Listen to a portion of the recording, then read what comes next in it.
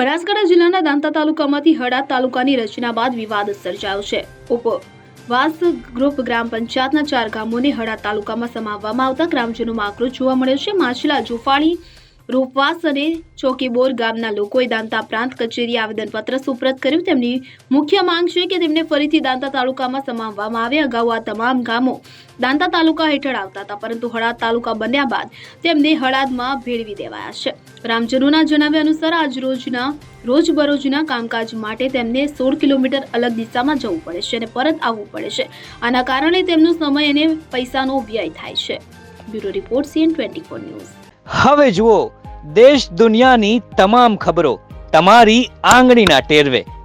ઉઠાવો મોબાઈલ અને Google Play Store પરથી ડાઉનલોડ કરો અમારી CN24 ન્યૂઝ મોબાઈલ એપ.